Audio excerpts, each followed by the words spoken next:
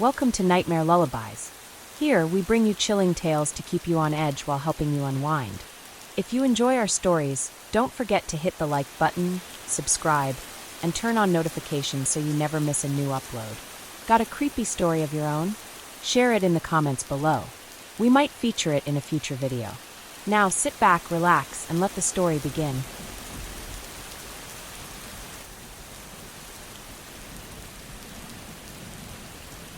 The sun was setting over Seabrook, casting long, golden shadows on the weathered boardwalk, and painting the sky with warm hues of amber and crimson. Rachel adjusted the wide brim of her straw hat as she and her husband, Marcus, strolled along the beach. They had come to Seabrook seeking a peaceful escape from their hectic urban lives, a chance to savor quiet evenings and listen to the soothing murmur of the ocean. On this first evening, the atmosphere was idyllic. The gentle sound of rolling waves, the distant laughter of children playing near the tide pools, and the soft rustle of palm fronds in a mild coastal breeze. As they walked, Rachel couldn't help but smile at Marcus's easygoing chatter about their plans for the next day. "Maybe we should rent a boat tomorrow," Marcus suggested, his eyes glancing at the horizon as if searching for something beyond the sun's fading light. Rachel laughed softly. "I'd love that as long as we're not being followed," she teased, her tone light yet edged with an unspoken curiosity. For a moment, Marcus paused and looked around. "Followed? By who?" he asked, a playful frown on his face. Rachel shrugged, her gaze lingering on a figure that, at first glance, seemed to be just another beachgoer enjoying the twilight. Yet, as the couple continued along the shore, that figure, dressed in a faded, worn jacket and a low-brimmed cap, remained in their peripheral vision. Over the next few days, Seabrook's beauty became a backdrop to a slow-building tension that neither Rachel nor Marcus could quite place. During breakfast at a small seaside cafe, Rachel noticed the same man sitting quietly at a distant table. His eyes, partly hidden beneath the shadow of his cap, were fixed on them as if he were silently observing every move. His presence was not overtly menacing. Rather, it was unsettling in its persistence. At first, Rachel dismissed it as mere coincidence, a local man perhaps taking a break from his own day. But as the day wore on, little signs began to accumulate. On their afternoon walk along a narrow coastal trail, Rachel caught sight of a figure disappearing behind a clump of scrub brush near an abandoned lifeguard tower. When she mentioned it to Marcus, he agreed that it was odd but still could offer a rational explanation. Maybe the man was just out for a walk, or perhaps a resident who knew the area well.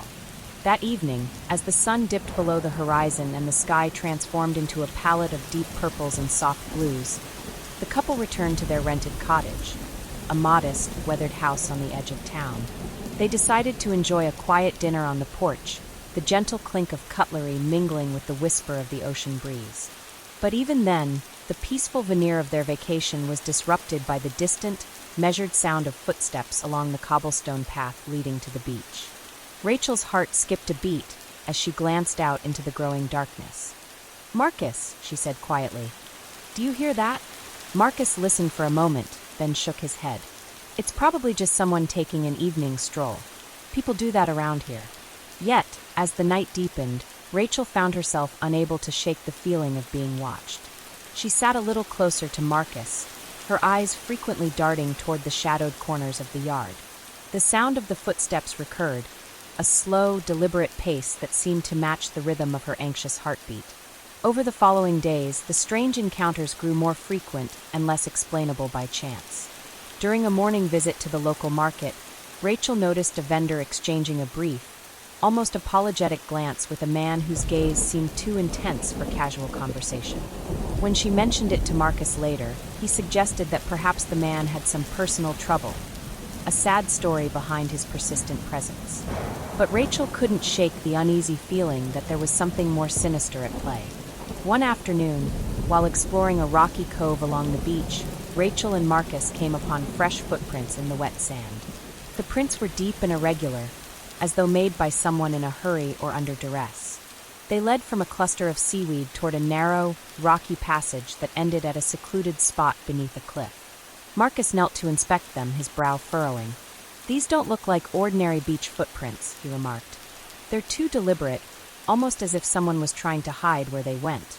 As the couple followed the trail with a mix of curiosity and trepidation, the sound of the waves crashing below mingled with the distant cry of a seabird, a sound that, in the context of the moment, felt like a warning.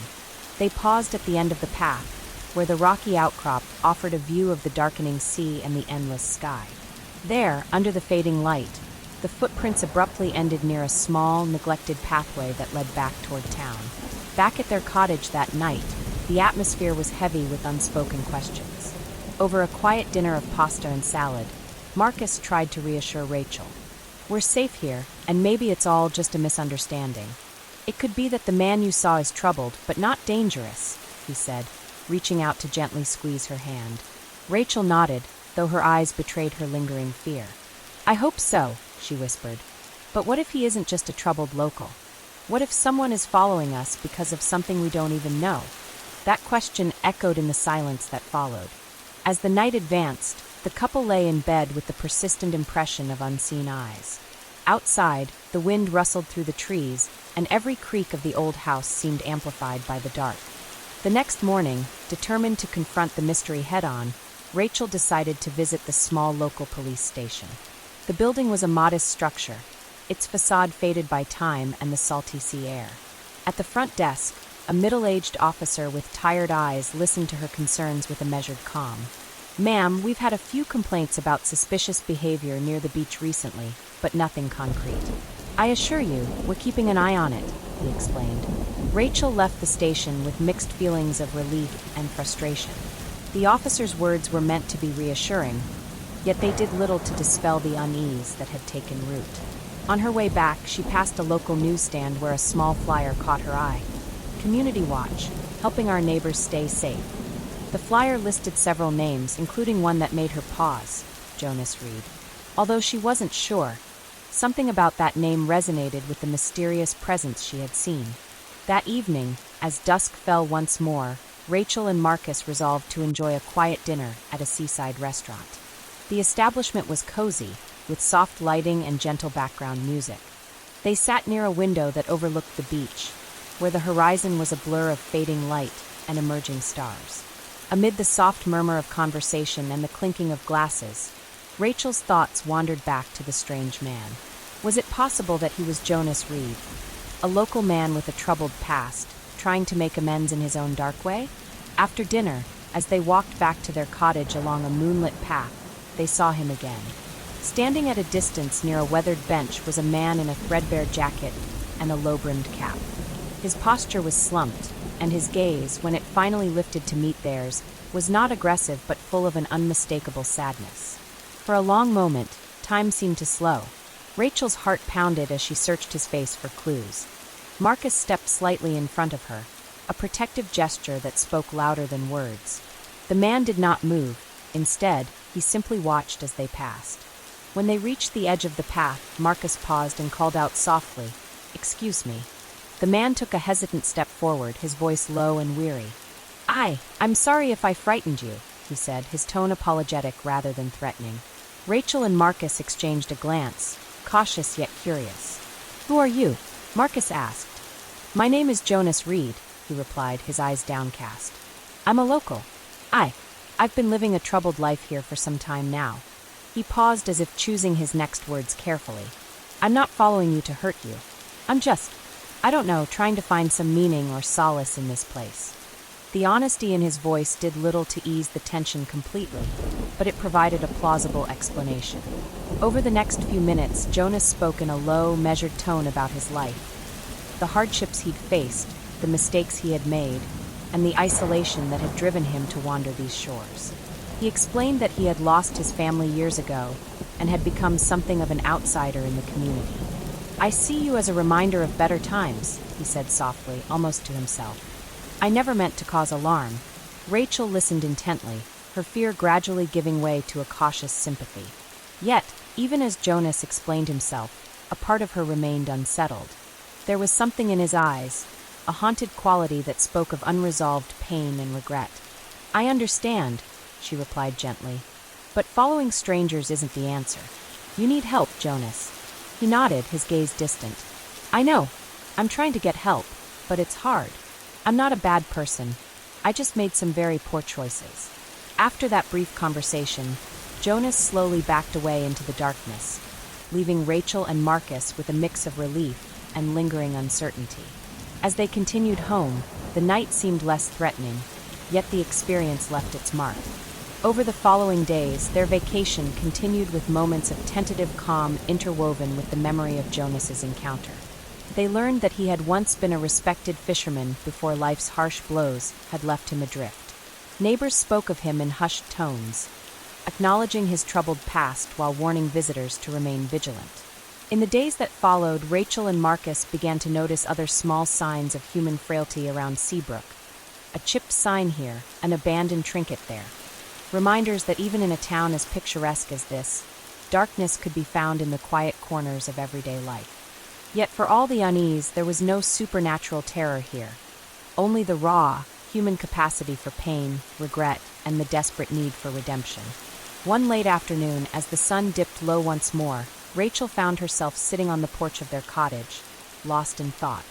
The sky was a tapestry of soft pinks and purples, and the gentle sound of the waves provided a rhythmic counterpoint to her rumination. Marcus joined her, sitting silently beside her as they watched the day fade into night. "I keep thinking about Jonas," she said softly. "Not that I'm angry with him, but I wonder if there's a way we can help him find a better path." Marcus considered her words carefully. "Maybe we could talk to the local community center, or someone who works with troubled locals. I know the officer said there were a few concerns, but he didn't mention any harm coming to anyone." His voice was calm, and his words, though reassuring, did little to dispel the echo of unease that had settled over them. In that quiet moment, the couple resolved to use the remainder of their vacation not only as a chance to rest, but also as an opportunity to better understand the complexities of human vulnerability. Their days took on a reflective quality. Mornings filled with long walks along the beach, afternoons spent in thoughtful conversation with locals, and evenings where the sunset was both a reminder of beauty and a somber marker of time passing. As their final day in Seabrook arrived, the sky was overcast with soft, gray clouds that promised rain. Rachel and Marcus decided to take one last walk along the boardwalk. The air was cool, and the sound of footsteps mingled with the whisper of the ocean. They moved slowly, savoring the simple beauty of the moment, when once again they saw Jonas in the distance. This time, he was not alone. He was talking quietly with an older woman who appeared kind and resolute. Rachel couldn't help but smile slightly, sensing that perhaps Jonas was finally beginning to find the help he so desperately needed. When they reached the end of the boardwalk, the rain began to fall gently, as if nature itself were offering a soft cleansing. Marcus squeezed Rachel's hand, and in that quiet gesture, there was a shared understanding. Life's shadows are often human, and sometimes the greatest horror is not the unknown but the suffering that goes unnoticed. Their vacation had not been one of supernatural terrors or ghostly apparitions. It had been a journey into the depths of human frailty, and in its own way, a call to empathy. That night, as they packed their belongings and prepared to leave Seabrook behind, Rachel looked out the window one last time.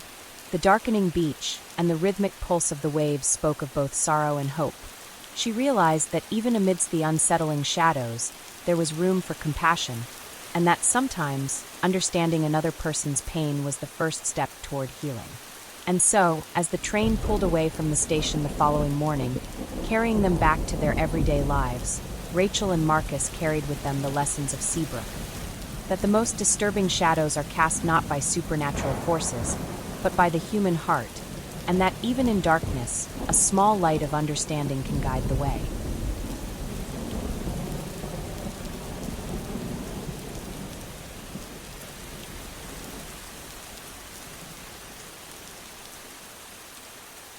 Lydia, Tomas, Everett, and Naomi had been inseparable since their college days, their bond forged over countless late-night study sessions and endless laughter. Year after year, their annual reunion served as a refreshing escape from the humdrum of adult responsibilities. This time, they chose to reconnect in a secluded mountain cabin nestled deep in a forested valley, a haven where time seemed to slow and nature's quiet majesty could soothe old wounds. Upon their arrival at the rustic retreat, the group was immediately taken by the charm of the weathered cabin. Its timbered walls and stone chimney evoked images of simpler times, and the panoramic vista of mist-enshrouded peaks instilled a sense of awe. The air was crisp and carried the faint aroma of pine and earth, setting the stage for what they all hoped would be an unforgettable weekend of reminiscence and merriment. After unloading their bags and settling into the warm, inviting living area, the friends gathered around a large, crackling fireplace. Laughter intermingled with the occasional clink of mugs as they recounted humorous anecdotes from their student years. Every so often, one of them would glance out a window and remark on the serene isolation that surrounded them, a blessing, they agreed, given the hustle and bustle of their everyday lives. An impromptu decision was made to explore the forested trails that curved around the cabin. Eager for adventure and nostalgia, they prepared a modest picnic and set out along a winding dirt path. The canopy overhead filtered the sunlight into dancing patterns on the forest floor, and the gentle murmur of a nearby stream provided a soothing accompaniment to their light-hearted conversation. As the day advanced, the trail became more rugged and the surroundings increasingly wild. Everett led the way with a confident stride, his eyes alight with excitement as he pointed out interesting rock formations and clusters of wildflowers. Naomi, ever the cautious observer, noted how the quiet of the forest sometimes felt almost too intense, like the land was holding its breath. Tomas, meanwhile, cracked jokes that kept the mood buoyant, his laughter echoing among the ancient trees. At a fork in the path, they paused to decide which direction to take. Lydia, with a map in hand and a spark of curiosity in her eyes, suggested they follow the less-traveled route, promising undiscovered vistas and a deeper connection with nature. The group agreed, and soon they found themselves on a narrow trail bordered by towering pines and ferns that brushed against their legs as they passed. While wandering through a particularly dense section of the forest, the friends lost track of time. The conversation naturally drifted from reminiscing about their youthful escapades to discussing personal challenges and hopes for the future. In that intimate setting, each revealed fragments of struggles they had long kept hidden, fears of failure, lingering regrets, and even the quiet despair that sometimes accompanied their lives. The raw honesty among them was both cathartic and binding, reinforcing the enduring strength of their connection. Amid this emotional openness, a sudden realization struck them. Tomas was missing. A brief moment of confusion had passed when no one noticed his absence. However, when the group regrouped at a clearing, it became painfully clear that one chair at their impromptu picnic circle was empty. A ripple of alarm ran through the assembled friends. "What happened to him?" Naomi asked, her voice trembling ever so slightly as she scanned the surroundings. Lydia's brow furrowed. "He was here one moment and then gone," Everett suggested. "Maybe he got sidetracked exploring that rocky outcrop back there?" Yet even as he spoke, an uneasy feeling began to pervade the air, a sense that something was not as it should be. Deciding that caution was paramount, Lydia proposed that they split up in small pairs to search for any sign of Tomas. With heavy hearts and determined minds, Naomi and Everett retraced their steps along the trail that had veered off toward a rocky clearing. Meanwhile, Lydia and another friend, who insisted on joining despite her own mounting anxiety, followed the trail in the opposite direction.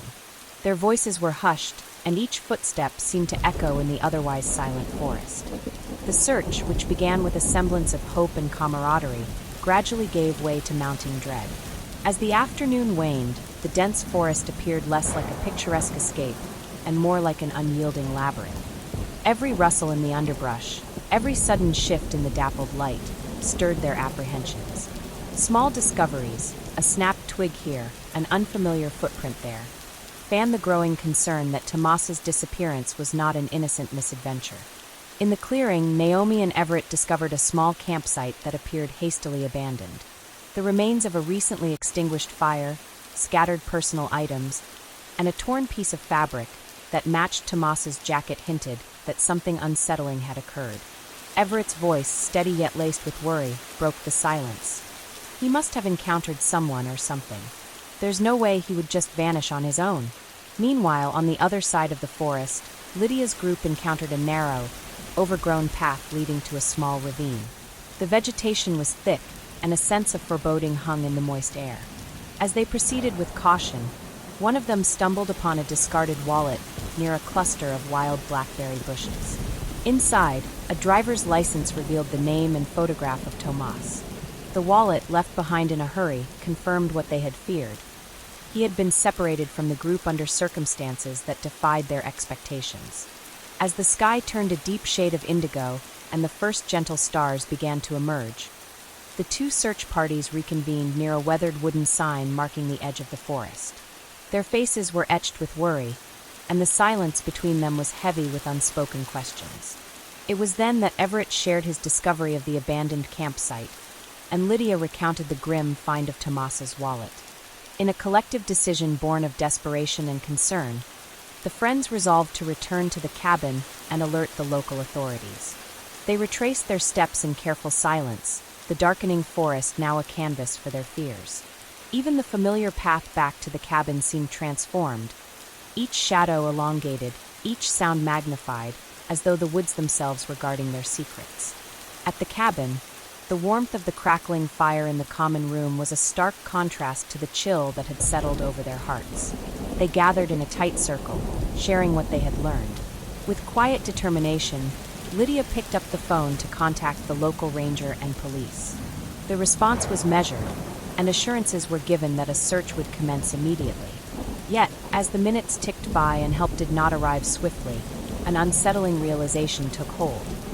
The disappearance of their dear friend might be intricately tied to the very human frailties that had haunted them that day. As hours slipped into the early morning, the friends were forced to confront their deepest insecurities and hidden resentments.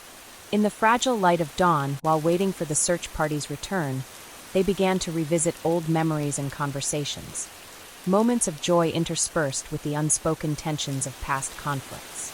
No one could pinpoint a singular cause, yet a pattern emerged. Unaddressed grievances and long-held secrets had slowly festered among them, contributing to an atmosphere of vulnerability and mistrust.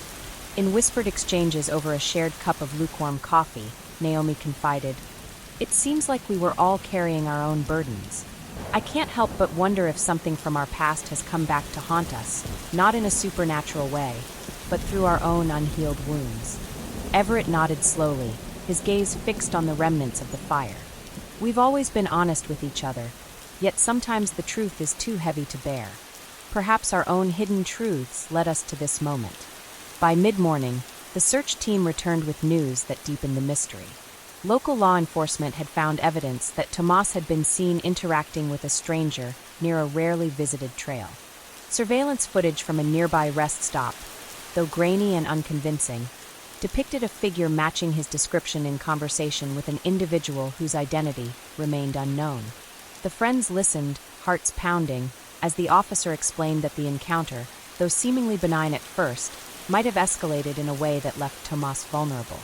Emotions ran high as the group absorbed the information. The prospect that Tomas's vanishing was not merely an accident, but rather the result of a deliberate act, perhaps even one rooted in personal animosity, pushed them into a state of collective introspection. Lydia, whose natural leadership had steadied them throughout the ordeal, suggested that they might all benefit from sharing the details of their experiences in the forest. In the quiet solitude of the cabin's dining room, each friend recounted their recollections, sometimes with hesitation and sometimes with raw, unfiltered emotion. Through this process, a clearer picture began to emerge.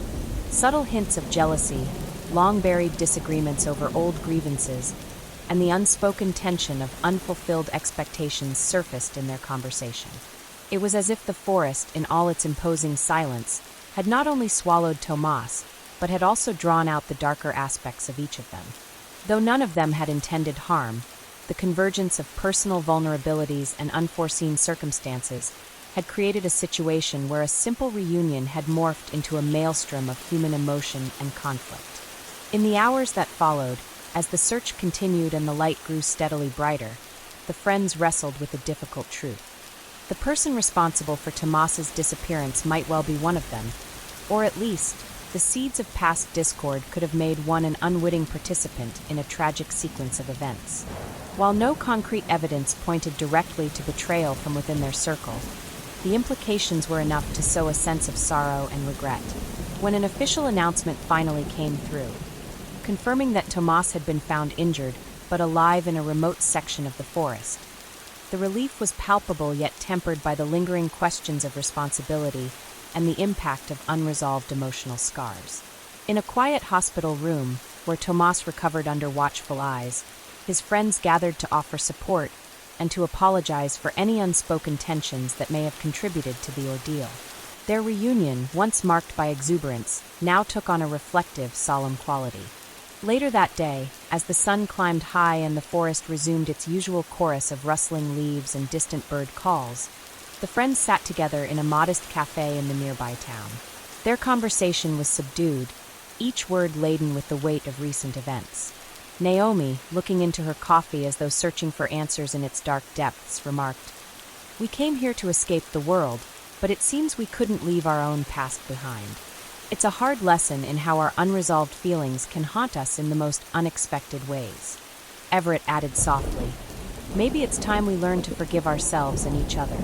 If we can understand what led us here, perhaps we can prevent such darkness from consuming us again." Lydia, ever the peacemaker, suggested that they all seek help, not only for Tomas's recovery, but for their own emotional wounds. The idea of counseling and open, honest dialogue was embraced with a mixture of reluctance and hope. As the day wore on and the shadows receded, a fragile peace settled over the group.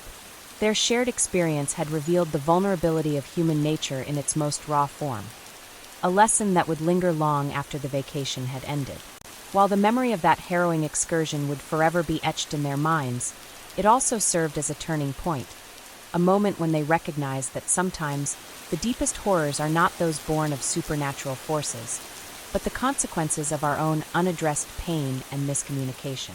In the weeks that followed, as Tomas slowly regained his strength and the friends returned to their daily lives, each carried with them the subtle reminder that healing required both forgiveness and an honest examination of one's inner life. The secluded mountain cabin, with its silent witness to their reunion, remained a testament to the complexities of human relationships, a place where joy and sorrow had intermingled, leaving behind lessons that were as profound as they were painful.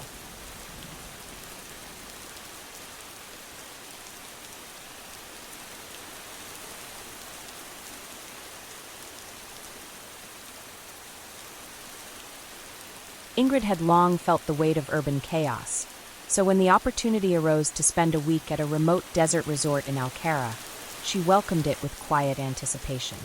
The resort, tucked away among sprawling dunes and ancient rock formations, promised a rare chance for solitude and reflection, a retreat from the constant hum of city life. Upon her arrival, the landscape unfolded like a living painting. The endless expanse of soft, golden sand was interrupted only by the jagged silhouettes of distant cliffs and the occasional cluster of hardy desert shrubs. Even the sky, a vast dome of brilliant blue during the day and a cascade of indigo at dusk, seemed to speak of timelessness. Ingrid was immediately enchanted by the serene beauty of Alcara. After settling into a modest villa on the resort grounds, she spent her first morning wandering along a secluded stretch of the dunes. The heat shimmered in the air, distorting the horizon into a mirage of wavering light. As she walked, Ingrid noticed subtle details, a trail of footprints in the sand, the graceful curve of a wind-carved rock, and even the soft murmur of the desert breeze, as if the land itself was quietly sharing its secrets. Her encounters with the locals were brief, but memorable. At a small, sunlit market near the resort, Ingrid met Malik, a gentle man with thoughtful eyes and a cautious smile. He explained that life in Alcara was hard, but deeply connected to the rhythms of the land. Over a cup of spiced tea, Malik spoke of the desert's ancient traditions and the quiet resilience of its people. His words were measured and sincere, offering Ingrid a glimpse into a world shaped by nature and time rather than by modern distractions.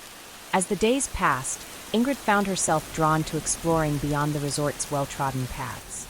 One afternoon, she rented a small four-wheel drive vehicle and set off to discover hidden corners of the desert. The road, a narrow, dusty tract barely visible beneath the relentless sun, wound its way through a landscape of towering dunes and scattered rock outcrops. With every twist and turn, the solitude of the desert deepened, and so did her awareness of something subtle in the air. In a quiet valley between two large dunes, Ingrid stopped to rest beside a sparse cluster of desert brush. The silence was profound, broken only by the occasional rustle of dry leaves and the soft shifting of sand underfoot.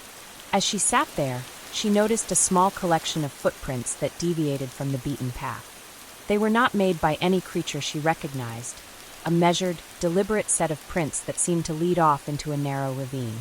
Curiosity stirred within her, prompting her to follow them at a careful pace. The trail led her to a hidden alcove where the sand gave way to an ancient rock wall, its surface etched with weathered carvings. Ingrid ran her fingers lightly over the marks, marveling at the craftsmanship and the passage of time reflected in each groove. There was an undeniable air of mystery in that secluded space, a sense that the past was whispering just beneath the surface of the present. She jotted down a few notes in her travel journal, careful not to disturb the fragile remnants of history. Later that day, as Ingrid returned to the resort, she couldn't shake the feeling that she had unwittingly brushed against something deeper than mere geology. The desert, with all its shifting patterns and quiet voices, seemed to have revealed a side that was both inviting and enigmatic.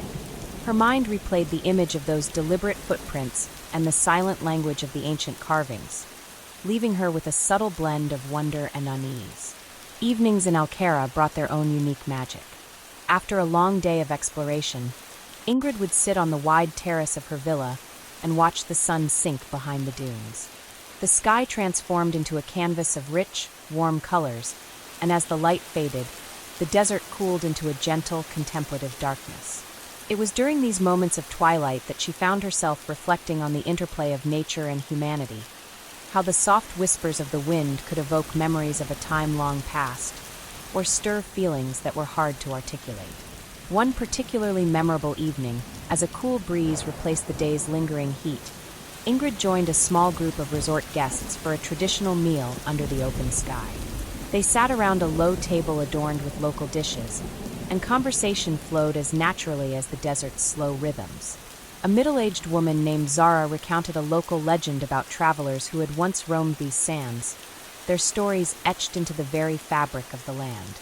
Zara's tone was gentle and respectful, her eyes reflecting both pride and sorrow.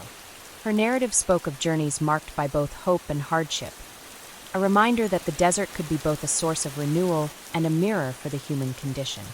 Inspired by Zara's words, Ingrid began to notice small, human traces everywhere. A faded poster on a crumbling wall near the market, the lingering laughter of a family in a narrow alley of the resort, and even the quiet determination in Malik's eyes during his daily chores. There was a hidden tapestry of lives interwoven with the stark beauty of the desert, a narrative that was entirely grounded in the struggles and dreams of real people. One afternoon, while returning from another solo excursion, Ingrid's vehicle broke down on a remote stretch of road. The sudden halt was jarring, and she found herself stranded in the middle of a vast, empty expanse. The silence that followed was not unsettling, but deeply reflective. With no choice but to wait for assistance, she stepped out of the car, closed the door, and leaned against its cool metal frame. In that unexpected pause, the desert stretched out before her in all its stark, uncompromising beauty. The incident, though inconvenient, reminded her that even when human plans falter, the enduring spirit of the land remains indifferent yet comforting. A few hours later, a local mechanic arrived in a dusty pickup truck. His arrival brought not only the promise of a fix, but also a brief, genuine conversation about life in Alcara. Over a shared laugh and a few exchanged stories, Ingrid felt the warmth of human connection amid the rawness of the desert. It was an encounter that underscored the reality that every individual, no matter how solitary they might seem, was part of a larger, interwoven community. As the week drew to a close, Ingrid found herself both enriched and quietly unsettled by her time in Alcara. The desert had revealed its layers gradually, through whispered winds, deliberate footprints, and the silent testimonies of weathered stones. There was no supernatural force at work, no eerie specter haunting the sands. Instead, the subtle horror lay in the stark realization of human isolation, the ephemeral nature of memory, and the quiet persistence of secrets hidden in the landscape. On her final evening, while packing her belongings in the fading light, Ingrid took one last walk along the dunes. The desert, now bathed in the gentle glow of dusk, seemed to exhale a soft, timeless sigh. Every step was a reminder of the delicate balance between beauty and desolation, a balance that mirrored the complexities of the human heart. Standing there in the silence, she understood that the true mystery of the desert was not in any inexplicable phenomenon, but in the raw, unvarnished truth of life itself. Ingrid left Alcara with a notebook filled with observations and a heart heavy with both the wonder and the weight of the desert.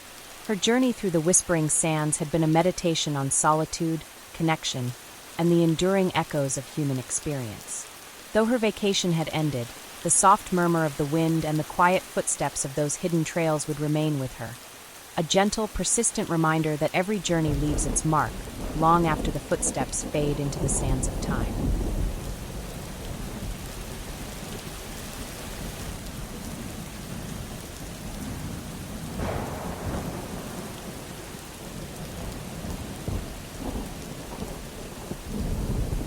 The Martin family arrived in Brackenford on a warm, hazy afternoon, their car winding slowly along narrow cobblestone streets lined with centuries-old buildings.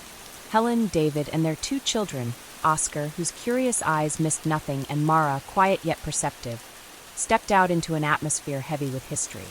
The town's faded brick facades and wrought iron balconies hinted at stories long since whispered by its residents. They had chosen Brackenford for a summer retreat, seeking refuge from modern life in a place where time appeared to have lingered in the details of every corner. Their destination was an old and known as the Brackenford House, a structure that had served travelers for generations.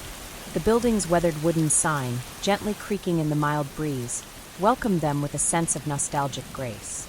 Upon entering the dimly lit lobby, the family immediately noticed the subtle charm of aged photographs in ornate frames and an assortment of antique furniture arranged as if preserving memories. The innkeeper, a kindly gentleman named Mr. Ellison with a soft, measured tone, greeted them warmly and offered a brief history of the establishment, a tale of long-lost love, bitter rivalries, and quiet tragedies that had woven themselves into the fabric of the building over time. Over the next few days, the Martins settled into their modest room on the second floor. The space was cozy, with creaking floorboards and a window that overlooked the quiet, narrow street below. It wasn't long before small, unsettling details began to capture their attention. Helen noticed an odd draft near a door that should have been securely shut, and Mara was drawn to the gentle, almost imperceptible rustle of pages coming from a forgotten corner of the inn's library. Even Oscar, usually brimming with restless energy, became subdued as if aware that the building held secrets beyond its comforting veneer. Curiosity soon turned to quiet investigation. One afternoon, while exploring a long, dusty corridor, David discovered an old, leather-bound journal tucked behind a row of ancient books on a shelf in the library. The pages were fragile and filled with neat, looping handwriting, a series of personal reflections and letters penned decades ago by a former guest of the inn. As David carefully turned each page, he uncovered references to a family feud, hidden romances, and unresolved grievances that had marred what was once a celebrated legacy. The journal hinted at betrayals and deep sorrows, creating an atmosphere that was both melancholic and disturbingly intimate. Later that day, Helen sat with Mr. Ellison in the modest parlor while the children played quietly in a corner. The innkeeper, with a sigh that carried the weight of years, elaborated on the journal's contents. "That diary belonged to Eleanor Bradford," he explained softly. "She was once a resident of this very inn, a woman whose life was marked by both love and loss. The echoes of her story still linger in these walls, and sometimes the past seems to reach out to those who listen." His words, spoken in a measured cadence, were meant to be comforting, yet they also stirred an uneasy blend of empathy and apprehension within Helen. As the days passed, the Martin family began to experience events that defied simple explanations without venturing into the paranormal. At mealtimes, subtle changes in the decor, such as a family portrait that appeared to have slightly different expressions or a vase that was unexpectedly moved, prompted whispered discussions at the dinner table. Oscar mentioned noticing a man in an old-fashioned suit quietly standing near the window during the late afternoon, only to vanish when he looked directly at him. Mara, on the other hand, became fixated on a particular detail: the sound of soft, echoing footsteps in the long hallways after dusk. Each observation was explained away by a logical possibility: a draft, a trick of the light, or the movements of other guests. but the cumulative effect was a growing sense that the inn held echoes of lives long past. One evening, after a gentle rain had washed the streets of Brackenford, the Martins decided to attend a small community event at a nearby cafe. Over cups of steaming tea, local patrons exchanged stories about the inn's storied history. One elderly woman recalled how Eleanor Bradford had once hosted lavish gatherings in the inn's grand ballroom, while another spoke of bitter disputes over a lost inheritance. These accounts, although delivered in quiet, measured tones, hinted at passions and resentments that had festered over generations. The family listened intently, each story adding another layer to the mysterious past that surrounded them. Back at the inn, the atmosphere grew thicker with the unspoken weight of history. David, ever the inquisitor, began piecing together the fragments of information from the journal, local tales, and his own observations. He noted inconsistencies in the records kept by the inn, and subtle details in the letters suggested that Eleanor Bradford's fate might have been entangled with an unresolved scandal, a hidden betrayal that had left wounds too deep to heal. With each new discovery, David's concern grew not out of fear of ghosts, but from the recognition that human ambition and regret could cast long shadows over the present. During one late afternoon, as the fading light painted the inn's corridors with a soft, diffused glow, Helen discovered a sealed envelope tucked beneath her bedside table. The envelope, bearing the faded stamp of an old postal service, contained a letter addressed to the future. In carefully penned script, the writer described a sorrowful farewell and the hope that the truth of past misdeeds might someday bring about healing. Reading the words aloud in a hushed voice, Helen felt an inexplicable kinship with the unknown author, as if the letter were a bridge connecting the present with a forgotten past. In the ensuing hours, discussions around the dinner table became more introspective. David proposed that perhaps the inn's unsettling occurrences were less a matter of supernatural intervention and more a reflection of the lingering effects of human passion and error. It's as if every corner, every creaking floorboard, holds a story of betrayal or regret, he remarked softly, his tone measured yet laden with emotion. The family, united by both concern and compassion, began to consider that the true horror lay not in inexplicable hauntings, but in the enduring scars of history left by human frailty. By the time their vacation neared its end, the Martin family had come to see the Brackenford house in a new light. The inn, with all its faded portraits and echoing corridors, was a repository of memories, painful and beautiful in equal measure. They departed not with a sense of fear, but with a profound understanding of how the past could shape the present in unexpected ways. Their experience in Brackenford was a reminder that sometimes the most haunting echoes are not those of ghosts, but of the unresolved, deeply human emotions that linger long after the moments have passed. On the final morning, as a cool mist hung over the town and the inn's ancient walls glowed softly in the dawn, the Martins said their goodbyes to Mr. Ellison and the quiet legacy of the Brackenford house. With heavy hearts and minds filled with introspection, they drove away, each carrying a personal memento, a faded letter, a whispered story, or a lingering look that would remind them of the day when the echoes of the past stirred the present in ways that were both haunting and transformative.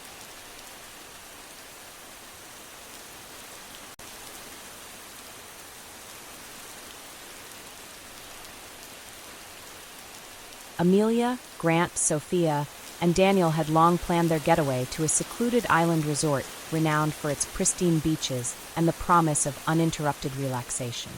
Arriving on a bright afternoon, they were immediately charmed by the resort's rustic yet elegant architecture, the gentle lapping of turquoise waves against the shore, and the warm smiles of the staff. Their initial hours were filled with leisurely swims, sunbathing on soft sand, and laughter shared over freshly prepared seafood. The escape from their daily routines seemed perfect, until subtle anomalies began to surface.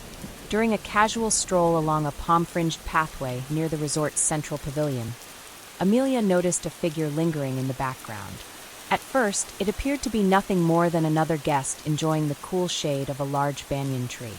However, as she walked further, a peculiar sensation grew in her chest, a feeling of being observed that she couldn't easily dismiss. Later, while the group gathered by the poolside for drinks, Daniel caught a glimpse of a man in a faded jacket gliding silently past the lounge area.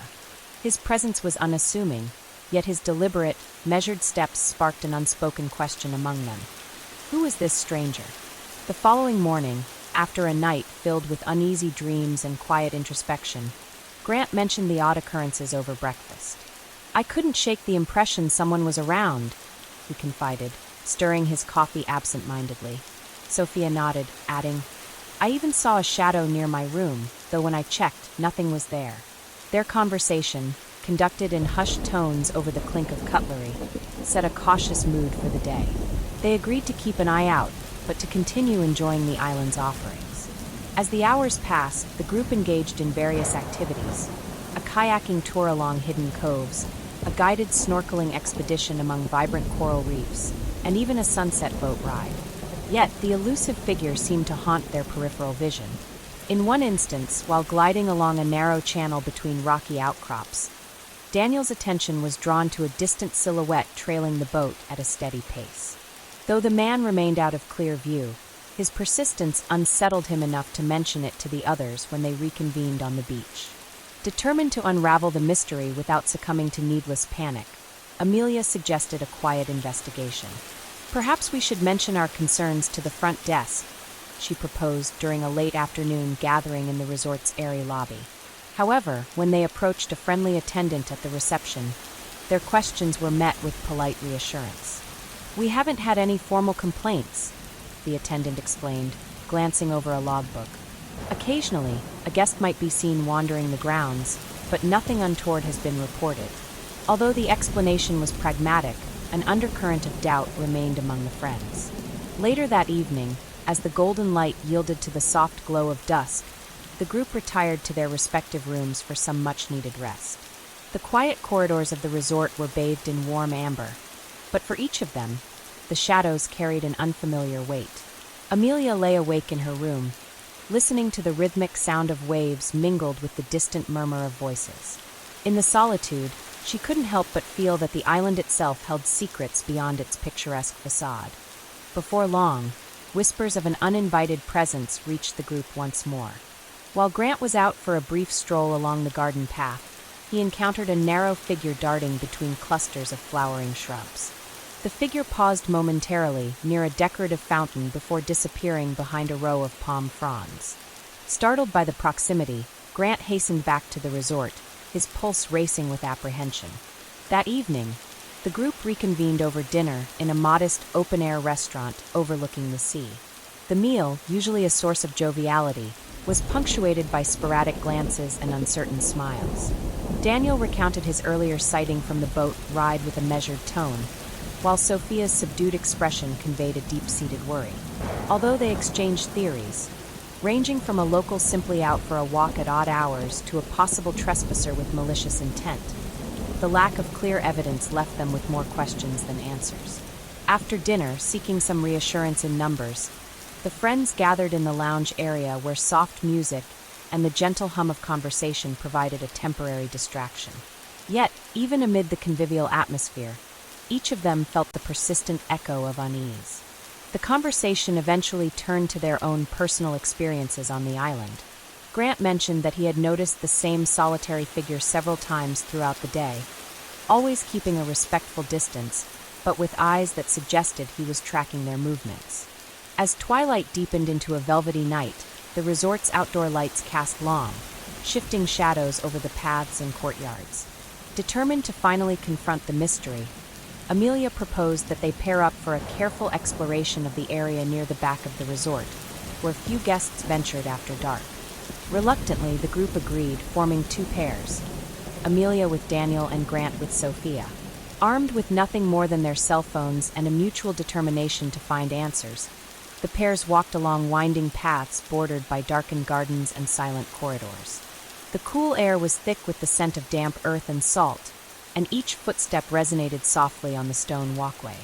The conversation was measured and sparse. Every so often, one would pause, straining to catch a sound or glimpse a fleeting shadow. While Amelia and Daniel reached a secluded courtyard that overlooked a small, overgrown garden, they stumbled upon an unexpected clue. Near an unlatched gate, a discarded object, perhaps a wristwatch, glinted in the faint light. Daniel picked it up gingerly, examining the engraved initials on its back. "This doesn't look like something a guest would just lose here," he remarked quietly, his brow furrowed. It might belong to someone who doesn't want to be found.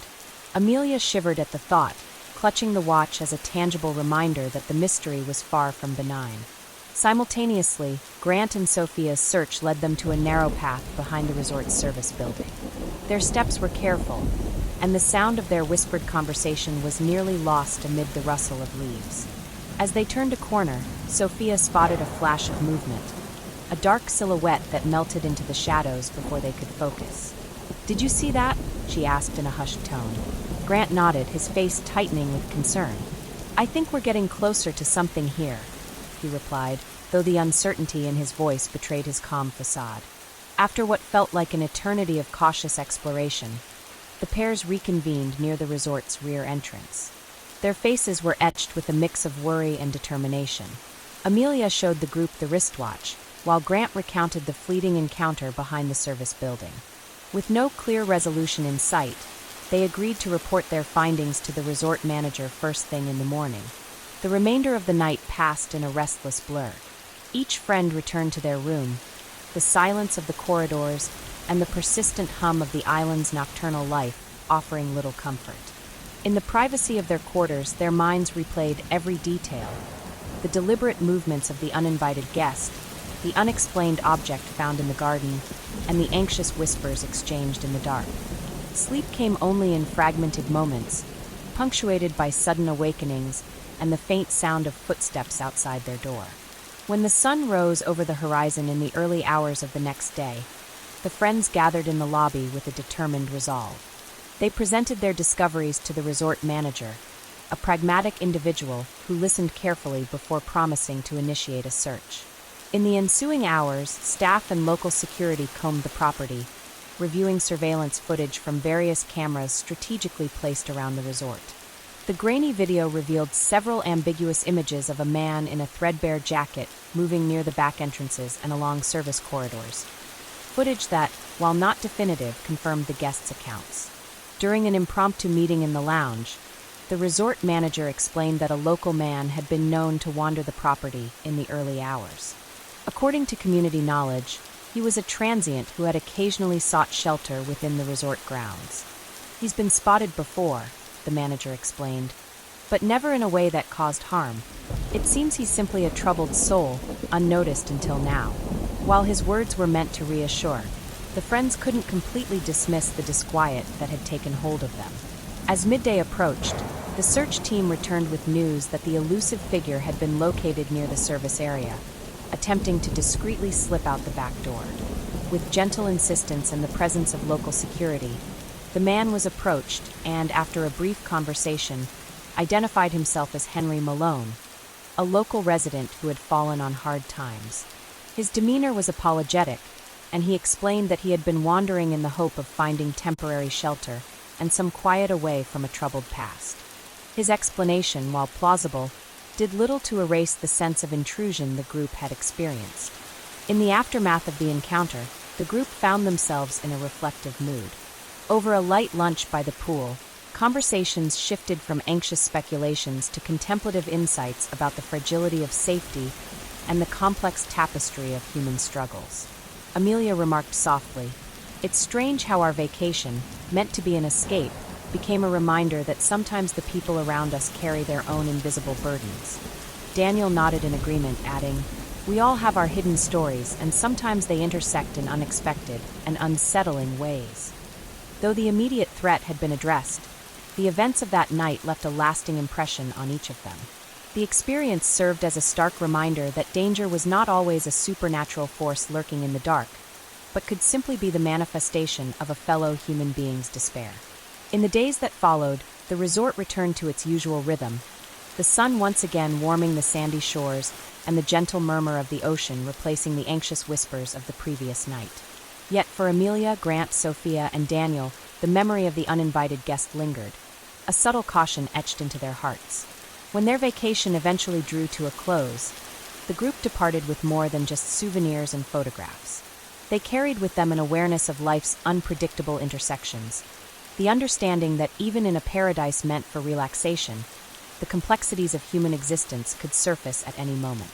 Their shared experience on the island, fraught with tension and ultimately resolved through compassionate understanding, became a story they would recount for years, a narrative that transcended fear and highlighted the importance of empathy in the face of the unknown.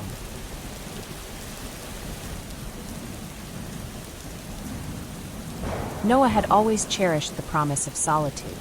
A reserved soul by nature, he craved a break from the ceaseless pace of city life, a chance to wander without a plan, to reflect without distraction. So when he discovered a small, nostalgic seaside town called Marlow, renowned for its weathered boardwalk and the gentle rhythms of the tide, he decided it was time for an escape. Upon arrival, Marlow immediately revealed its timeless charm. The narrow wooden walkway, worn smooth by decades of footsteps, stretched alongside a beach where soft, pale sand met the rolling sea. Old-fashioned lampposts cast pools of amber light over quaint storefronts and empty benches, while the distant murmur of the ocean provided a constant, soothing counterpoint to the town's quiet streets. Noah checked into a modest bed and breakfast on the outskirts of the boardwalk. His room, with its simple furnishings and a window overlooking the water, was designed to be unassuming, an oasis of calm away from the relentless pace of modernity. After settling in, he took a long walk along the boardwalk at dusk. The sky had just begun to blush with fading light, and the air carried a hint of salt and nostalgia. As he strolled beneath the soft glow of streetlights, his thoughts drifted to memories of childhood vacations and the bittersweet awareness that time marched on. Soon, a subtle sense of being observed stirred within him. While most visitors appeared content with their solitary moments or quiet strolls, Noah noticed a few figures whose presence felt slightly out of place. For instance, as he passed an antique candy shop, he observed a man in a worn leather jacket lingering near the entrance. The stranger's gaze, fixed intently on the passing crowd, sent a slight shiver through Noah despite the balmy evening air. Determined to shake off the disquieting sensation, Noah set out the following morning to explore Marlow further.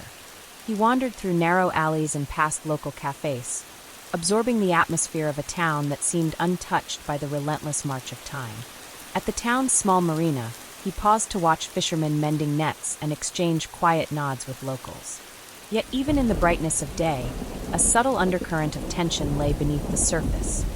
A series of furtive glances and guarded smiles among strangers that hinted at unspoken stories. As twilight approached on his first day, Noah returned to the boardwalk. The scene had transformed.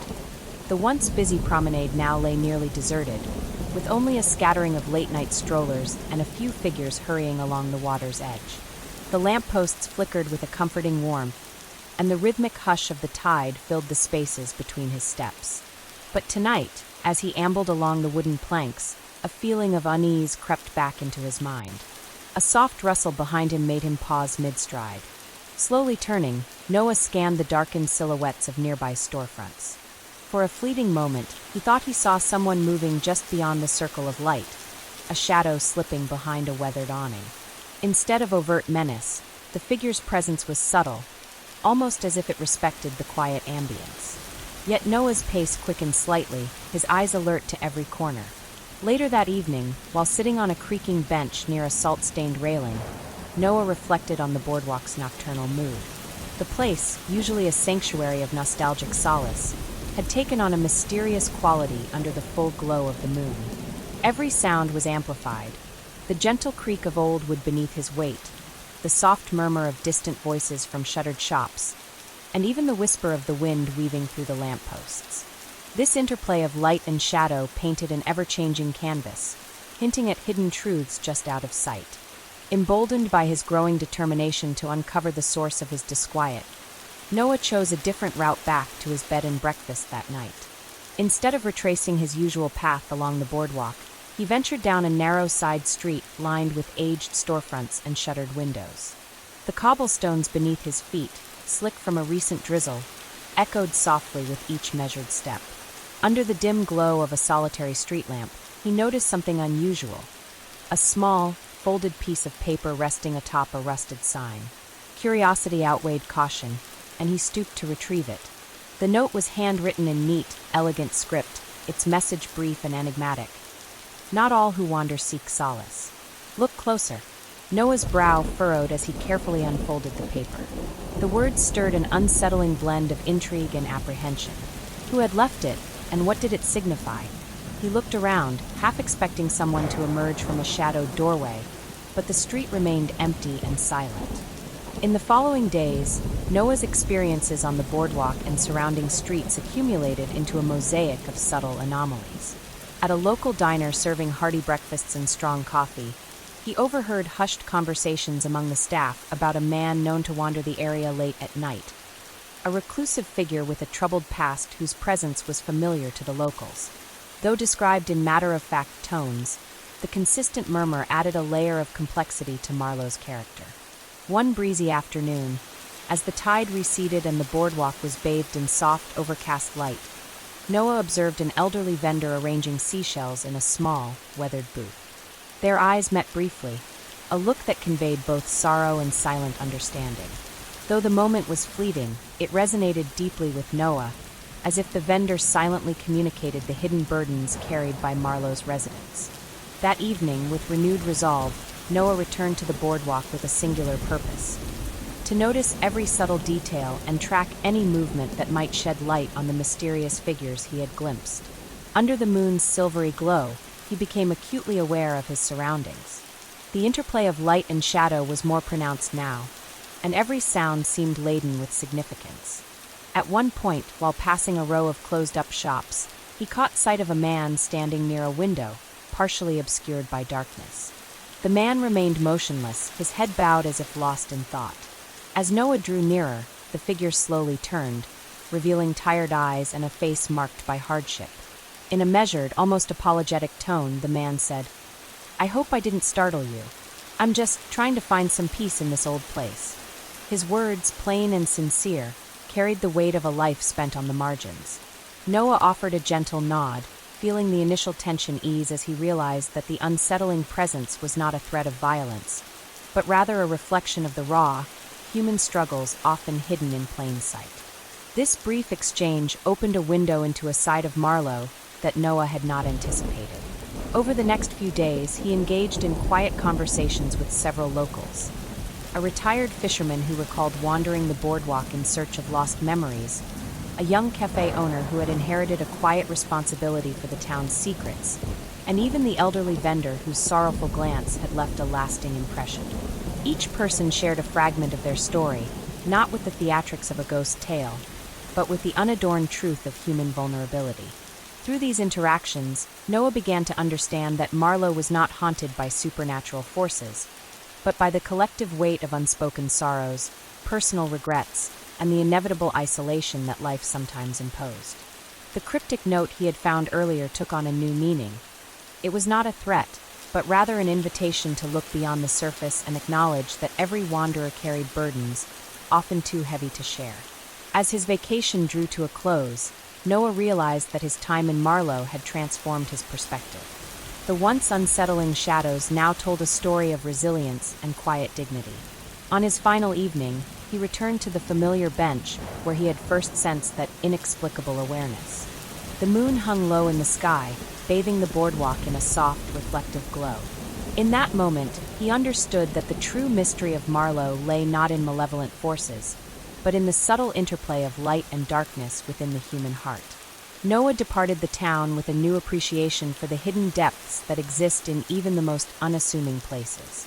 The whispers of the boardwalk, its creaking planks, flickering lampposts, and the quiet voices of its inhabitants, remained with him as a lasting reminder that the most profound stories are often written not by extraordinary events, but by the persistent echoes of everyday sorrow and hope.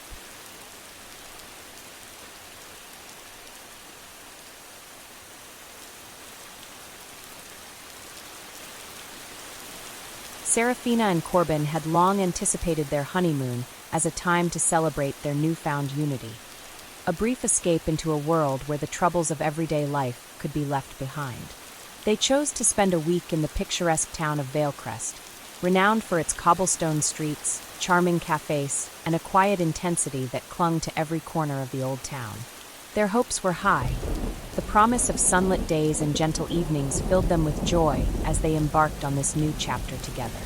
Upon arriving at the historic inn that would be their sanctuary, the couple was immediately captivated by its timeless elegance. The building's stone facade, ornate balconies, and softly lit lanterns whispered of stories from a bygone era. In the lobby, a discreet plaque and a few faded portraits hinted at decades of joy and sorrow intertwined. The innkeeper, Mr. Delacroix, a dignified gentleman with kind, perceptive eyes, greeted them warmly and briefly recounted the legacy of the place, a legacy marked by whispered secrets and quiet heartbreak. Over the following days, Serafina and Corbin reveled in the simple pleasures of Valecrest. They strolled along narrow alleys, enjoyed leisurely breakfasts in a sun-dappled courtyard, and savored conversations over candlelit dinners. The atmosphere was relaxed, yet there was an undercurrent of something unspoken, a subtle tension that seemed to simmer beneath the surface of everyday life in the town. In time, small yet disconcerting details began to emerge. While exploring a leafy lane near the inn, Serafina noticed a figure out of the corner of her eye, a man in a well-worn, dark coat who appeared to linger behind shuttered windows and around ancient stone arches. His presence was neither overtly threatening nor clearly defined. Instead, it was the kind of quiet observation that left one with an inexplicable sense of vulnerability. When she mentioned her observation to Corbin, he shrugged it off as perhaps a local with an unremarkable habit. Still, the image of that solitary silhouette would revisit her thoughts in unexpected moments. On a particularly pleasant afternoon, the couple visited a quaint cafe known for its artisanal pastries and the soft murmur of classical music playing in the background. As they sat at a small table by a frosted window, Corbin's attention was drawn to a series of muted conversations among the cafe's regulars. One elderly patron, her eyes distant yet expressive, murmured about reflections of the past and unresolved echoes that haunt the present. Though the phrases were gentle, they resonated with Serafina, sparking an internal dialogue that she could not easily dismiss. As the days advanced, more peculiar incidents unfolded. At the inn, a framed photograph in the dining area, depicting a smiling couple from decades ago, appeared on one occasion to show a subtle change in expression. Later, a delicate vase placed on a side table was discovered slightly repositioned, as though touched by unseen hands. The changes were small and seemingly explainable by the passage of time or the actions of absent-minded staff, yet they accumulated into a quiet unease that neither Serafina nor Corbin could readily articulate. The turning point came during an evening stroll along a lantern-lit street that skirted the edge of Valecrest's historic district. Serafina's eyes were drawn to a narrow courtyard where an abandoned fountain stood in silence. There, partially concealed by creeping ivy and flickering shadows, she spotted the same solitary figure again, a man whose features were obscured by the dim light. His gaze, when it met hers, held a mixture of melancholy and longing that was disturbingly personal. In that brief, wordless moment, she sensed that he might be connected to Corbin's past in a way she had never suspected. That revelation unsettled Corbin as much as it did Serafina. Later that evening, while the couple sat on a wrought iron bench beneath a sky peppered with early stars, Corbin confessed that before meeting her, he had once been entangled in a relationship marked by betrayal and unresolved regret, a part of his life he had long since buried. He recalled a name, a face, but had always hoped that those memories would remain locked away. Serafina listened with a mixture of empathy and trepidation. Although his words did not specify the identity of the mysterious person, they left an impression that something from his former life might still be seeking resolution. In the ensuing days, the atmosphere at the inn grew laden with quiet introspection. Both Serafina and Corbin found themselves revisiting their surroundings with heightened sensitivity.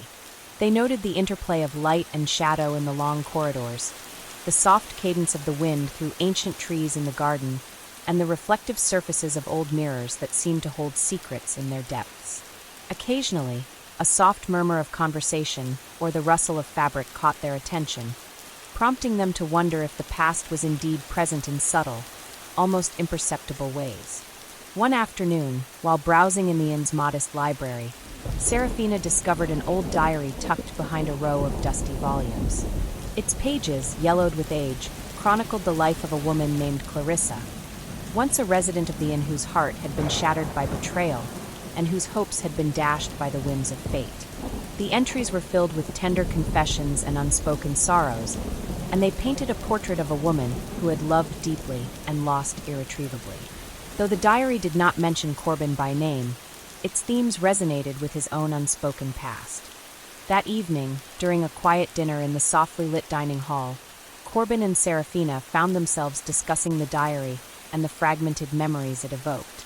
Their conversation, measured and reflective, touched on the delicate nature of regret and the persistence of memories that refused to fade.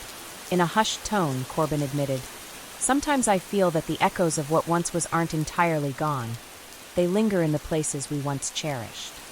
Serafina reached out to squeeze his hand, both of them aware that their love was being tested by shadows from a time they had hoped to leave behind. In the final hours of their stay, the couple took one last walk through the historic district. The streets, bathed in the gentle glow of twilight, seemed to murmur with the voices of those long gone. As they paused in front of an old mirror displayed in a faded storefront window, Corbin saw in his reflection the faint outline of a figure standing behind him, a visage that vanished as soon as he turned. Startled yet not entirely surprised, he looked at Serafina, whose eyes held both concern and quiet understanding. Together, they acknowledged that the past, with all its fractured memories and unresolved emotions, was a part of who they were, even if it manifested in unexpected and haunting ways. When it was time to depart Valecrest, Serafina and Corbin left with more than just souvenirs and photographs. They carried with them the bittersweet lesson that the most haunting reflections are not those of supernatural apparitions, but rather the indelible marks left by human frailty and love lost. Their journey had revealed that while the scars of the past might shatter the present, they can also illuminate the path toward healing, if one is brave enough to face them. As their car merged onto the winding road away from the town, the soft murmur of the evening wind and the distant echo of footsteps remained with them. A quiet reminder that every memory, no matter how painful, is a shard of the mosaic that forms our lives.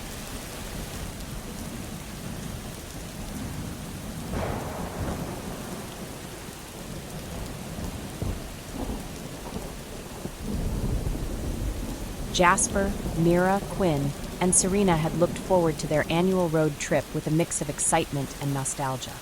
This year, they had decided to journey along a series of backroads through the heartland, hoping to recapture the spirit of their youthful adventures. They piled into an old, reliable station wagon, its worn leather seats and faded exterior a testament to countless memories made over the years, and set off with an air of carefree optimism. At first, the open highway promised liberation. The landscape unfolded in gentle curves of rolling hills, sunlit fields, and the occasional abandoned farmhouse that whispered of a bygone era. Their playlists filled the car with familiar tunes, and laughter echoed as they reminisced about past escapades. Yet, as they veered off the main highway onto a narrow, gravel-streaked road, an unsettling silence began to settle in. The detour was unplanned, a suggestion from Quinn, who insisted that a scenic byway offered hidden vistas away from the tourist traps. Mira, ever the cautious voice, hesitated but eventually agreed. "It might be interesting," she said, glancing at the less-traveled path ahead. Serena, always eager for adventure, quickly chimed in, "Let's see what secrets this road holds." As they drove deeper into the rural expanse, the modern world seemed to fall away. The cell signal grew weaker, and soon they found themselves enveloped in a quiet isolation that was both beautiful and unnerving. The narrow road wound through dense stands of trees whose shadows stretched long across the pavement. Occasional glimpses of dilapidated barns and overgrown fields passed by like silent sentinels of forgotten stories. After several hours on this remote route, the group decided to take a break at a small, deserted rest area. They parked the car on an old gravel lot, its surface mottled by patches of moss and weeds. The air was still, and the only sounds were the distant call of a lone bird and the soft rustling of leaves. They stretched their legs, shared light banter, and snapped a few photos to capture the unusual, rustic charm of the spot. While Serena wandered a short distance toward a weathered bench beneath an ancient oak, Jasper and Quinn remained near the car. Mira, who had stayed a few steps behind Serena, noticed a set of fresh footprints leading away from the bench and disappearing into a narrow, overgrown trail. The prints were distinct, as if left by someone in a hurry. A sense of unease gripped her. This was not the usual quiet of an abandoned rest stop. "Serena," Mira called softly, drawing her friend's attention. There are footprints here that don't belong to any of us.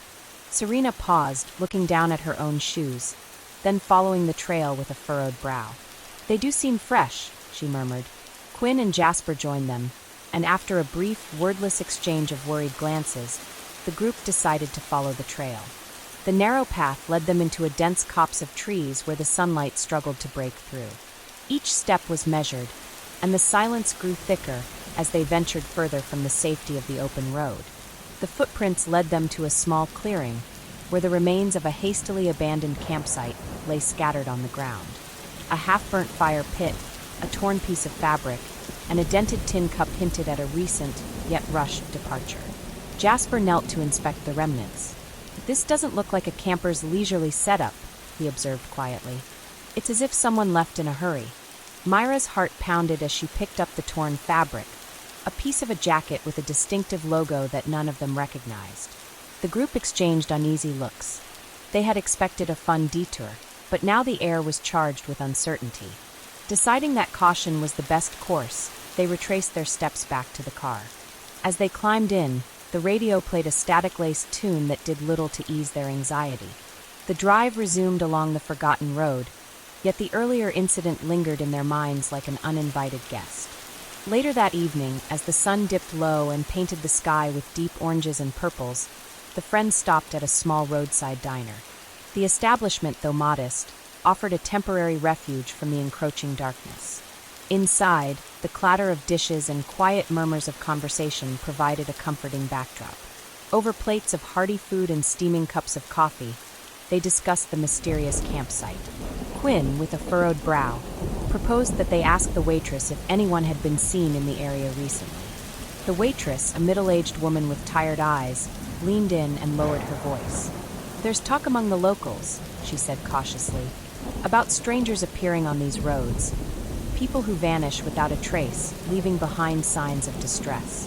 They say the road has a way of drawing out secrets." Her words, delivered in a measured tone, added a layer of gravitas to the already unsettling situation. Outside, as the diner's neon sign flickered in the gathering dusk, the friends felt the weight of her words. They agreed to leave the diner after their meal, opting to continue their journey rather than linger in an environment that now felt charged with hidden implications. Back in the car, as they resumed their drive along the winding, deserted road, the atmosphere was markedly subdued. The earlier joviality was replaced by a reflective silence. Mira kept glancing at the dashboard, as if expecting the mysterious footprints to reappear in the rearview mirror. Serena, usually the optimist, seemed lost in thought, her expression distant. Jasper and Quinn exchanged occasional murmurs, their conversation subdued and laced with uncertainty. As night fell, the narrow road was lit only by the car's headlights and the occasional glimmer of distant streetlights. The darkness felt oppressive, and the hum of the engine was the only constant companion. Every so often, a rustle in the underbrush or the faint sound of a distant engine would cause them to glance anxiously around. The journey, which had begun with light-hearted adventure, now carried the unmistakable air of trepidation. Eventually, they reached a fork in the road, a junction that split the path into two divergent directions. Uncertain which way might lead to safety or further mystery, the friends deliberated in hushed tones. Quinn, who had a knack for navigation, suggested taking the left branch, which appeared to be better maintained. Mira hesitated, recalling the recent clues they had discovered. In the end, the group reached a consensus, and with heavy hearts, they turned onto the left road, hoping it would lead them back to a main highway and away from the unsettling events. The remainder of the drive was tense but uneventful. By the time they finally saw the welcoming lights of a small town in the distance, a collective sigh of relief seemed to escape them. They parked at a modest motel for the night, each of them silently processing the day's events. The mysterious footprints, the abandoned campsite, and the waitress's cautionary words all melded into a lingering sense of foreboding that would not easily be forgotten. In the quiet of their motel rooms, as the hum of a distant world offered little consolation, each friend wrestled with their thoughts. The road trip, once envisioned as a joyous reunion, had taken a dark turn, a stark reminder that even familiar paths could conceal unexpected secrets. By morning, they resolved to abandon the detour and return to the well-traveled highways, leaving behind the enigma of the forgotten road. Yet, as they drove away, The images of that desolate campsite and the mysterious markings on the torn fabric clung to their minds. The experience had revealed a side of the journey they had never anticipated, a brush with the unpredictable nature of human existence, where even a simple road trip could unearth fragments of fear and uncertainty. In time, they would talk about that day as a curious interlude, a story to be recounted with a mix of apprehension and camaraderie. But for now, the memory of the forgotten road would linger as a quiet warning. Sometimes the detours we take lead us to places where the past and present collide in unsettling ways.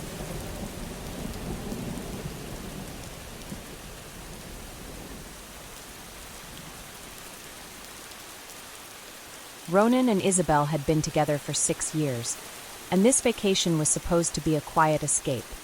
Just the two of them, away from the noise of everyday life. They had booked a secluded beach house in a small coastal town, far from the touristy spots. The kind of place where time seemed to slow down, where the biggest concern was deciding between a morning swim or an afternoon nap in a hammock. The house was perfect, a rustic wooden cabin built on a cliffside, overlooking an endless stretch of ocean. The nearest town was a 15-minute drive away, and the closest neighbor was an abandoned fishing shack a few hundred meters down the shore. At night, the only sounds were the rhythmic crash of waves and the distant call of seagulls. It was on their 3rd day that they found the cove. They had wandered further down the beach than before, past a collection of jagged rocks that jutted out from the shoreline like the remnants of some forgotten world. Hidden between them was a narrow opening, just wide enough to squeeze through. On the other side, a crescent-shaped cove lay untouched, as if no one had set foot there in years. The sand was a shade lighter than the rest of the beach, and the water seemed impossibly still. "This is unreal," Isabel murmured, taking in the scene. Ronan nodded, stepping forward. "How has no one found this place?" The two spent the afternoon there, basking in the privacy of their discovery. Isabel collected seashells along the shoreline, while Ronan tested the water, swimming out just far enough to see the full curve of the cove from a distance. It felt like they had found something secret, something meant only for them. They returned the next day and the next, but on the 4th day something changed. It started with a feeling. As they entered the cove, a strange unease settled over them, subtle but undeniable. The air felt heavier, as if the atmosphere had thickened just slightly. The waves, once gentle, now lapped at the shore with a restless energy. "Does it feel different to you?" Isabel asked, hesitating near the entrance. Ronan did feel it, but he shrugged it off. Maybe the tide's coming in faster today. Still, there was something about the cove that no longer felt as welcoming. The sand, once pristine, was now marked with footprints. Dozens of them. "We weren't here yesterday," Isabel said slowly, staring at the tracks. "Who else would have come here?" The footprints were odd, some leading to the water but never returning. Others circling back on themselves, as if the person had hesitated, unsure of where to go next.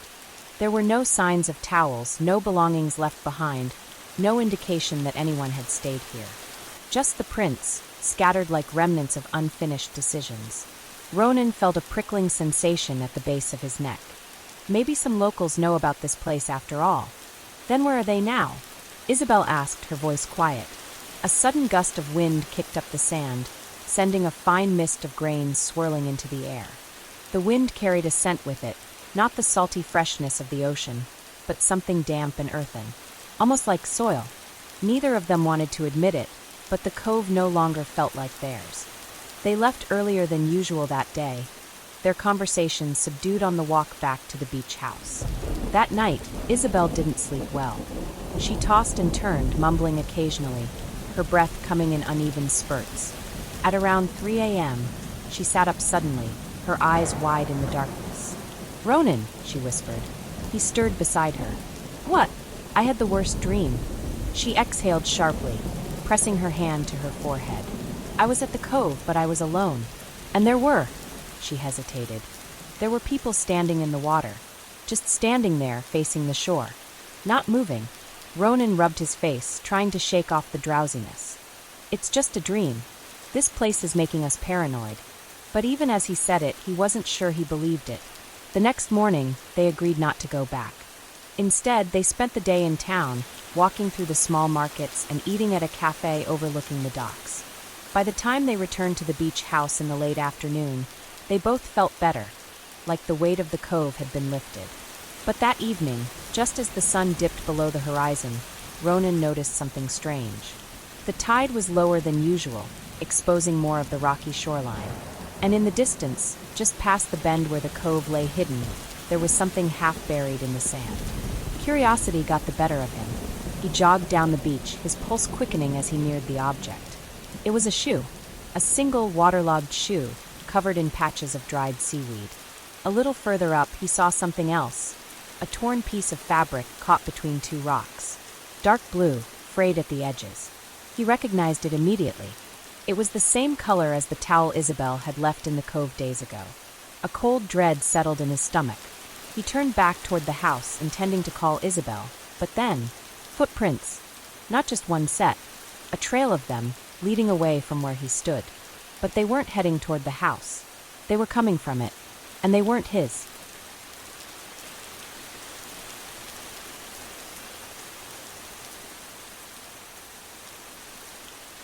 Lena and Oliver had been looking forward to this trip for months. They both worked in the city, surrounded by traffic noise, endless deadlines, and constant phone notifications. This was their chance to get away from it all. 1 week in a remote wooden cabin, deep in the Oregon wilderness. No neighbors, no Wi-Fi, just the two of them and the peace of nature. The drive was long and winding, but as they finally turned onto the narrow dirt road leading to the cabin, Lena felt relief wash over her. The towering trees formed a dense canopy overhead, filtering the afternoon sunlight into flickering shadows that danced across the hood of their car. When the cabin came into view, Oliver smiled. Just like the pictures. Lena stepped out, stretched her arms, and breathed in the crisp, earthy scent of the forest.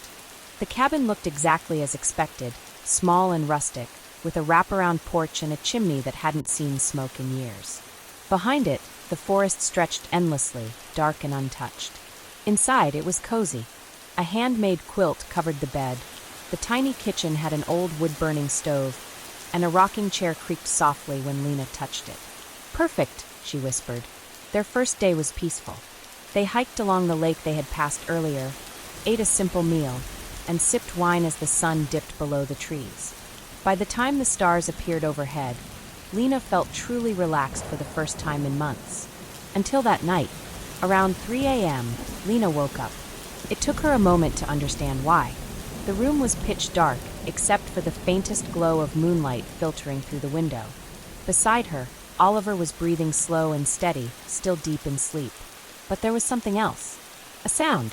Soft. Faint. Coming from outside. Lena held her breath. It sounded like footsteps. Slow, deliberate, circling the cabin. Her pulse quickened. She slid carefully out from under the blanket and crept toward the window. Moving as silently as possible, she lifted the curtain just enough to peek outside. Nothing. Only the dark forest, still and unmoving beneath the moonlight. Maybe she imagined it. Maybe it was just an animal. A raccoon or a fox. She climbed back into bed, forcing herself to breathe evenly. Just as she closed her eyes, tap, tap, tap. The sound came from the porch. Lena froze. This time, she was sure she wasn't imagining it. She reached out and shook Oliver gently. He murmured sleepily, "What is it?" "Shoo," she whispered. "Listen." Oliver sat up, frowning. For a few seconds, there was nothing. Then, tap, tap, tap.